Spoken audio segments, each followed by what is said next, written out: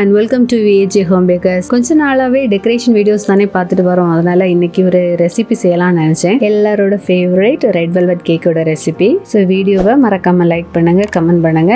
என்னுடைய வீடியோவை சேனலை சப்ஸ்கிரைப் பண்ணாம நீங்க பார்த்துட்டு இருக்கீங்க அப்படின்னா சப்ஸ்கிரைப் பண்ணி சப்போர்ட் பண்ணுங்க. வாங்க வீடியோக்குள்ள போகலாம். ஸோ நான் வீடியோவில் காமிக்க போறது 1.5 kg ரெட் வெல்வெட் கேக்கோட ரெசிபி. இப்போ 1 kgயோட ரெசிபி தேவை அப்படின்னா நான் உங்களுக்கு ஸ்க்ரீனில் காமிக்கிறேன், நோட் பண்ணிக்கோங்க. நான் இந்த வீடியோவில் 1.5 kgக்குள்ள மெஷர்மெண்ட் வந்து நான் செய்து காமிக்கிறேன். ஃபர்ஸ்ட் பட்டர் மில்க் ரெடி பண்ணிக்கலாம். அதுக்கு ரூம் டெம்பரேச்சரில் உள்ள மில்க் 1/4 கப்புக்கு எடுத்துக்கணும். இது பாயில் பண்ண எதுவுமே தேவையில்லை. நம்ம இப்போ ஃப்ரிட்ஜில் வச்சுருப்போம்ல, அது வந்து அந்த கூலிங் போனதுக்கு அப்புறமா எடுத்து யூஸ் பண்ணால் போதும். இதுக்கு கூட 1.5 டேபிள் ஸ்பூன் அளவுக்கு வினிகர் சேர்த்துட்டு நல்லா கலந்து விட்டுடலாம். கலந்து விட்டுட்டு ஒரு 5 மினிட்ஸ் தனியாக வச்சுக்கலாம். அப்போ தான் அந்த பால் நல்லா பிரிஞ்சு வரும். ஸோ 5 மினிட்ஸ் தாண்டி பார்த்தா பாருங்க ஓரளவுக்கு பிரிஞ்சு வந்திருக்கு. இனி இதில் வந்து நம்ம ரெட் கலர் ஆட் பண்ணிக்கலாம். அதுக்கு ரெட் வெல்வெட் சொல்யூஷன் எடுத்திருக்கேன். இது எதுக்காக அப்படின்னா, நம்ம நார்மல் எடிபிள் ஜெல் கலர்ஸ் அப்படின்னா நம்ம நிறைய கலர் சேர்க்க வேண்டியது இருக்கும். நல்ல டார்க் ரெட் கலர் கிடைக்கணும் அப்படின்னா. இது அப்படி கிடையாது. நான் இப்போ விடும் பார்த்தீங்களா, இவ்வளவு கொடுத்தாலே வந்து நமக்கு நல்ல ரெட் கலர் கிடைக்கும். இதுவே நல்ல ரெட் கலராகி கிடைச்சிருக்கு. நான் இதுக்கு கூட சூப்பர் ரெட் கொஞ்சம் சேர்த்துப்பேன். இது எதுக்காக அப்படின்னா, அந்த ரெட் பார்த்தீங்கன்னா கொஞ்சம் அந்த மிளகாய் சிவப்பு அந்த மாதிரி ஒரு கலரில் இருக்குது பார்த்தீங்களா. நம்ம சூப்பர் ரெட் கொடுக்கும்போது கொஞ்சம் ப்ரௌன், எப்படி சொல்கிறது, இந்த மெரூன் கலர் அந்த ஒரு ஷேடுக்கு வந்து நமக்கு கிடைக்கும். ஸோ இந்த ரெண்டையும் சேர்த்துட்டு நல்லா மிக்ஸ் பண்ணிக்கணும். ஏன்னா இது வந்து ஜெல் கலர் அப்படிங்கிறதுனால அந்த பாட்டமில் அது வந்து கொஞ்சம் திட்டாவே இருக்கும். ஸோ நல்லா மிக்ஸ் பண்ணி அது ஃபுல்லாக அந்த மில்க்கு கூட நல்லா கலந்து விட்டுக்கணும். இந்த அளவுக்கு நல்ல டார்க்காக நம்ம ரெட் கலர் கலந்து எடுத்துக்கணும்.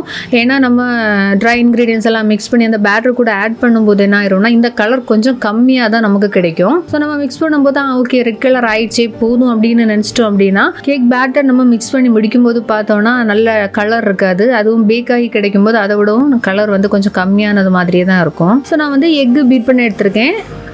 ஸ்டாண்ட் மிக்சரில் தான் நான் எக்கு பீட் பண்ணிக்க போகிறேன். ஸோ ரூம் டெம்பரேச்சரில் உள்ள ஒரு மீடியம் சைஸில் உள்ள 6 முட்டை எடுத்திருக்கேன். இதுக்கு கூட பவுடர் பண்ண சுகர் 1.5 கப் எடுத்திருக்கேன். இப்போ நீங்கள் கிரானுலேட்டட் சுகர் சேர்க்குறீங்க அப்படின்னா 1.25 கப் அளவுக்கு போதும். அதுக்கு கூடவே 1/4 டீஸ்பூனும் கொஞ்சம் கூட அதிகமாக உப்பு எடுத்துக்கணும். 1.5 டீஸ்பூன் வெண்ணிலா எசன்ஸும் சேர்த்துட்டு ஸ்டாண்ட் மிக்சரில் பீட் பண்ண வச்சிடலாம். ஸோ எக்கு பீட் பண்ண போட்டதுக்கு அப்புறமா அவன் ப்ரீஹீட் போட்டுக்கணும் 180 டிகிரிக்கு 10 மினிட்ஸுக்கு. அது மாதிரியே ட்ரை இன்க்ரீடியன்ஸும் ரெடி பண்ணிக்கலாம். மைதா மாவு 1.5 கப்பு, பேக்கிங் பவுடர் 1.5 டீஸ்பூன். இதில் ஒன்று மிஸ் ஆயிடுச்சு. நம்ம எடுத்த 1.5 கப்பு மைதாலேருந்து 1.5 டீஸ்பூன் அளவுக்கு மாவை வந்து திருப்பி எடுத்துக்கணும். அதுக்கு பதிலாக 1.5 டீஸ்பூன் அளவுக்கு லைட் கொக்கோ பவுடர் சேர்த்துக்கணும். இப்போ டார்க் கொக்கோ பவுடர் எடுத்துக்கிட்டிங்க அப்படின்னா கேக்குன்னு வந்து நமக்கு நினச்சி பார்த்து அந்த ஒரு ரெட் வெல்வெட்டோட அந்த கலர் கிடைக்காது. கொஞ்சம் கூட அந்த டார்க் ஷேட் கொடுக்கும். அதனால லைட் கொக்கோ பவுடர் எடுத்துக்கோங்க. இதுக்கு கூடவே 1/4 டீஸ்பூனும் கொஞ்சம் அதிகமாகவும் பேக்கிங் சோடாவும் சேர்த்துட்டு 3 தடவை நல்லா சீவ் பண்ணி எடுத்துக்கலாம். இதில் வந்து கொக்கோ பவுடர் பார்த்தீங்கன்னா இந்த மாதிரி சின்ன சின்ன திட்டுதான் இருக்கும். இது வந்து கை வச்சு உடச்சி விட்டுக்கலாம். 3 தடவை சலிச்சு எடுத்தாச்சு. இது வந்து ஒரு விஸ்க்கு வச்சு நல்லா மிக்ஸ் பண்ணி எடுத்துக்கணும். ஏன்னா நம்ம இப்போ cocoa powder, baking powder, baking soda இது எல்லாமே சேர்த்துருக்கோம். ஸோ நல்லா மிக்ஸ் ஆகி கிடைக்கிறதுக்கு இந்த மாதிரியே செய்துக்கலாம். அடுத்ததாக இப்போ 1.5 kg கேக்குக்கு இப்போ நார்மலாக 9 inch டின்னில் நம்ம பண்ணால் கரெக்டாக இருக்கும். ஒரே டின்னில் பேக் பண்ணி எடுத்துக்கலாம். இது வந்து நான் கொஞ்சம் ஹைட்டாக செய்ய போகிறேன். அதுக்காக தான் 8 inchல 2 டின் எடுத்திருக்கேன். நான் ஏற்கனவே வேறு வீடியோலேயே நான் சொல்லியிருக்கேன். இப்போ கேக்கு வந்து டெலிவர் பண்ணுறதுக்கு ஸ்கூட்டரோட ஃப்ரெண்டில் வந்து 1 kg கேக்கோட பேஸ் வைக்கிறது தான் கரெக்டாக இருக்கும். அந்த பாக்ஸ் தான் கரெக்டாக நிற்கும். அதனால மேக்ஸிமம் வந்து அந்த 9 inchல உள்ள பேஸுக்கு செய்கிறது மாதிரியா 8 inch டின்னில் தான் கேக்கு தான் செய்துப்பேன். ஸோ இவ்வளவும் செய்து முடிக்கிற நேரம் நமக்கு கரெக்டாக எக்கு நல்லா பீட்டாக இருக்கும். அதை வேணால் நான் செக் பண்ணி காமிக்கிறேன் பாருங்கள். எக் பார்த்தீங்களா நல்ல ரிப்பன் கன்சிஸ்டன்சி ஸ்டேஜ் அளவுக்கு நல்லா பீட் ஆயிருக்கு. இந்த டைமில் இதுக்கு கூட 3 டேபிள் ஸ்பூன் அளவுக்கு ஆயில் சேர்த்துக்கலாம். ஆயில் சேர்த்துட்டு உடனே பீட்டரை வந்து நம்ம ஸ்டாப் பண்ணிக்கலாம், இல்லைனா ஓவர் மிக்ஸ் ஆகிடும். அதுக்கப்புறமா ட்ரை இன்க்ரீடியன்ஸ் மிக்ஸ் பண்ணிக்கலாம். இப்போ மொத்தமாக ஆட் பண்ணி மிக்ஸ் பண்ணிக்காமல் 3 பேட்சஸாக நம்ம ஆட் பண்ணி மிக்ஸ் பண்ணிக்கணும். ஸோ அது மாதிரியே கட் அண்ட் ஃபோல்டு மெத்தட்லேயே வந்து நல்லா ஸ்லோவாக மிக்ஸ் பண்ணணும். அப்படி இல்லைன்னா ஓவர் மிக்ஸ் ஆகிடும். விஸ்கி யூஸ் பண்ணி மிக்ஸ் பண்ணாதீங்க. இந்த மாதிரி ஸ்பேச்சுலா யூஸ் பண்ணிக்கோங்க. அப்போ தான் வந்து நமக்கு இந்த ஓவர் மிக்ஸ் ஆகாமல் நல்ல நீட்டாக கரெக்டாக மிக்ஸ் ஆகி கிடைக்கும். அது மாதிரி இந்த லம்ஸ் எல்லாம் வந்து நமக்கு இந்த மாதிரி ஸ்பேச்சுலால மிக்ஸ் பண்ணும்போது தான் வந்து கிளியராகி கிடைக்கும். இப்போ நிறைய பேர் சொல்கிறீங்க வந்து கேக்கு நல்லா ஹைட்டு கிடைக்கல, கேக்கு ஹார்டாக இருக்குது அப்படிங்கிறது. பேட்டர் ஓவர் மிக்ஸ் ஆகிறதுனால தான் இந்த மாதிரி ப்ராப்ளம் வருது. ஸோ மிக்சிங் அப்புறமா எக் பீட் பண்ணுறது இதை வந்து நல்லா கவனிச்சுக்கணும். ஸோ ஃபஸ்ட்டு பேட்ச் நம்ம ஆட் பண்ணி மிக்ஸ் பண்ணும்போது அந்த லம்ஸ் எல்லாம் நல்லா கிளியர் ஆனதுக்கு அப்புறமா தான் செகண்ட் பேட்சுக்குள்ளே ஃப்ளோர் வந்து ஆட் பண்ணிக்கணும். ஸோ ஃபஸ்ட் ஃபஸ்ட்டு பேட்ச் நம்ம ஃப்ளோர் மிக்ஸ் பண்ணும்போது கொஞ்சம் ஈஸியாகவே இருக்கும். தென் செகண்டு தேர்டெல்லாம் வந்து ஃப்ளோர் ஆட் பண்ணும்போது பேட்டர் கொஞ்சம் திக்காகும் இல்லையா, அப்போ கொஞ்சம் கஷ்டமாக இருக்கும். அதுக்காக வந்து ஃபாஸ்ட்டாக எதுவும் மிக்ஸ் பண்ணக்கூடாது.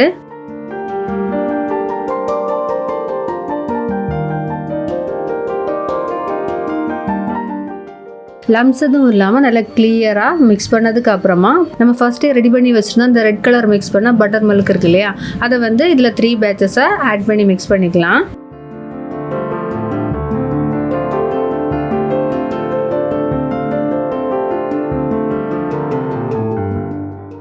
இந்த பட்டர் மில்க்கும் சேர்த்து மிக்ஸ் பண்ணதுக்கு அப்புறமா நமக்கு கிடைக்கிற பேட்டர் பார்த்தீங்களா, இந்த அளவுக்கு நமக்கு திக்காக இருக்கணும். அந்த ஒரு ரிபன் கன்சிஸ்டன்சி ஸ்டேஜ் நம்ம அந்த பீட் பண்ணும்போது பார்த்தோம் இல்லையா, அந்த அளவுக்கு நமக்கு திக்காக இருக்கணும். அப்போ தான் கேக்கு நல்லா ஹைட்டு கிடைக்கும்.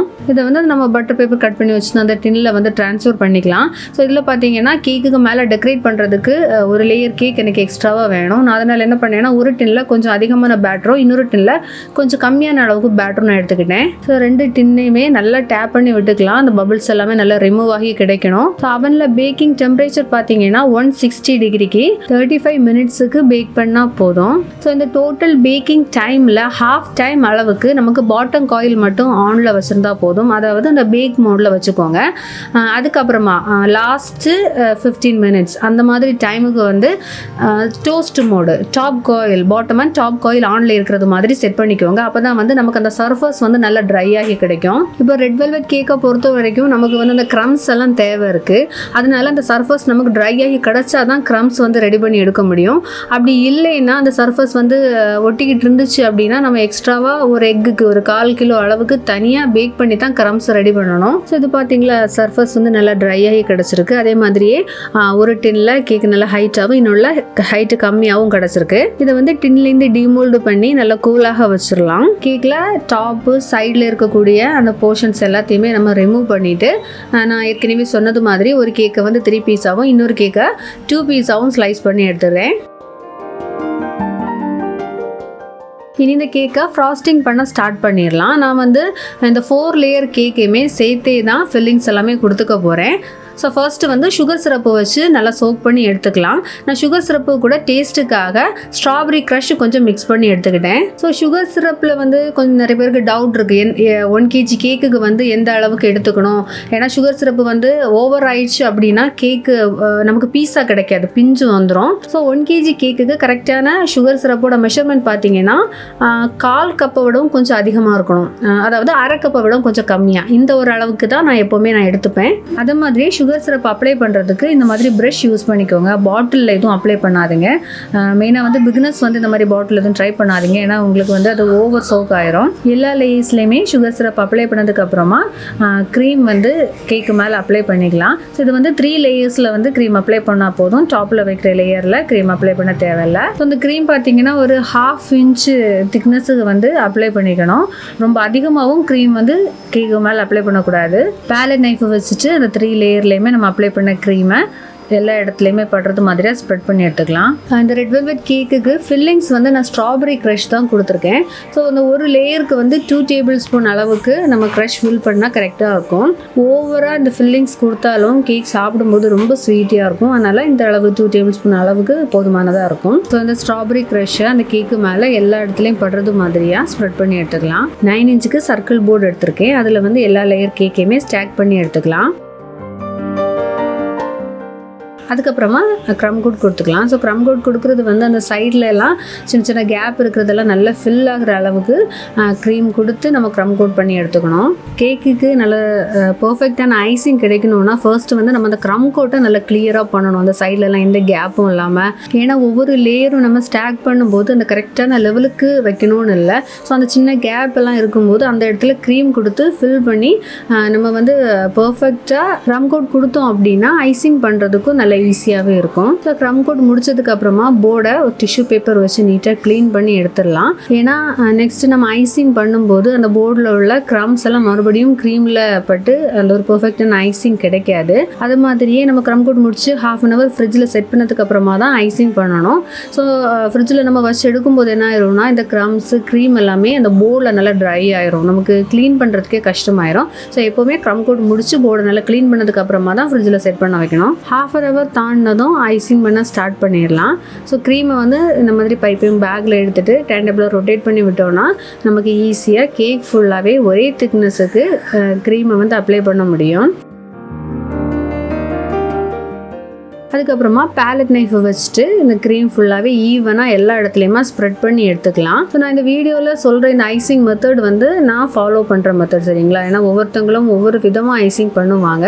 ஸோ உங்களுக்கு எது கம்ஃபர்டபுளாக இருக்கோ நீங்கள் வந்து அதை ஃபாலோ பண்ணிக்கலாம். அதுக்கப்புறமா இந்த மாதிரி ஸ்க்ராப்பரை வெர்டிக்கலாக பிடிச்சி நம்ம டர்ன் டேபிளில் ரொட்டேட் பண்ணி விட்டோம்னா அந்த கேக்கோட சைடு எல்லாமே நல்லா நீட்டாக நமக்கு கிடைக்கும். ஸோ இது வந்து ரெட் வெல்வெட்டி கேக்கு, நமக்கு சைட்லலாம் க்ரம்ஸ் தான் அப்ளை பண்ண போகிறோம். அதனால அந்தளவுக்கு ரொம்ப பர்ஃபெக்டாலாம் செய்யணுன்னெல்லாம் இல்லை, ஓரளவுக்கு நல்ல நீட்டாக கிடைச்சாலே போதும். ஒரு இந்த ஸ்மால் சைஸில் ஹார்ட் ஷேப்டு குக்கி கட்டர் எடுத்திருக்கேன். இந்த கட்டர் வச்சு இந்த கேக்கில் இந்த சின்ன சின்ன ஹார்ட் ஷேப்பு வந்து நம்ம கட் பண்ணி எடுத்துக்கலாம். இந்த கேக் எதுன்னு பார்த்தீங்கன்னா நான் அடிஷ்னலாலாம் எதுவுமே செய்யலை. நான் ஃபர்ஸ்டே சொன்னது மாதிரி 2 டின்னில் பேக் பண்ணதில் 1ல் 3 லேயரும் 1ல் 2 லேயர்ஸும் கட் பண்ணியிருந்தேன் இல்லையா, அதில் உள்ள ஒரு லேயர் தான். இந்த க்ரம்ஸ் பார்த்தீங்கன்னா இப்போ அந்த ஹார்ட் ஷேப் கட் பண்ணதுக்கப்புறமா பேலன்ஸ் இருந்தது இல்லையா அந்த கேக் ஸ்பாஞ்சு, அதுவும் அதுக்கப்புறமா கேக்கோட டாப்பு சைடு எல்லாமே ரிமூவ் பண்ணி எடுத்தோம் இல்லையா, அது எல்லாத்தையுமே மிக்சியில் வச்சு பொடிச்சு எடுத்திருக்கேன். ஸோ மிக்சியில் வந்து க்ரஷ் பண்ணுறது நம்ம அந்த ஃபர்ஸ்ட் ஸ்பீடில் போட்டு தான் க்ரஷ் பண்ணணும். நல்லா ஹை ஸ்பீட்லலாம் போட்டிங்க அப்படின்னா ரொம்ப பவுடர் மாதிரி ஆயிரும். நமக்கு இந்த சைடில் கேக்கோட சைடில் டெக்கரேட் பண்ணுறதுக்கு முடியாது. ஐசிங் முடிச்சதுக்கப்புறமா ஒரு 1/2 hour ஆகுது ஃப்ரிட்ஜில் வச்சுட்டு அதுக்கப்புறமா இந்த க்ரம்ஸ் வந்து கேக்கோட சைட்ஸில் வந்து அப்ளை பண்ணிக்கலாம். அப்போ தான் அந்த க்ரீம் ஓரளவுக்கு ட்ரை ஆகி நம்ம இந்த க்ரம்ஸ் கொடுக்கும்போது நல்லா செட் ஆகி இருக்கும். ஸோ வழக்கமாக இப்போ ஐசிங் முடிச்சு உடனே இந்த க்ரம்ஸ் நீங்கள் அப்ளை பண்ணிட்டு இருக்கீங்க அப்படின்னா ஒரு 1/2 hour செட் பண்ணதுக்கப்புறமா அந்த மாதிரி க்ரம்ஸ் அப்ளை பண்ணி பாருங்கள், நல்ல ஒரு டிஃப்ரென்ஸ் தெரியும் உங்களுக்கு. லாஸ்ட்டாக கட் பண்ண அந்த ஹார்ட் ஷேப்டு கேக் ஸ்பான்ஸை ஒவ்வொன்றா மேலே எடுத்து வச்சிடலாம். கேக்கில் நேம் வச்சதுக்கப்புறமா ஃபைனல் லுக் இந்த மாதிரியாக இருக்கும். இந்த வீடியோ உங்களுக்கு யூஸ்ஃபுல்லாக இருந்திருக்கும்னு நான் நம்புகிறேன். உங்களுக்கு ஏதாவது டவுட்ஸ் இருந்துச்சுன்னா கமெண்ட்ஸில் கேளுங்க, நான் ரிப்ளை பண்ணுறேன். வேறொரு வீடியோவில் மீண்டும் சந்திக்கலாம். பை.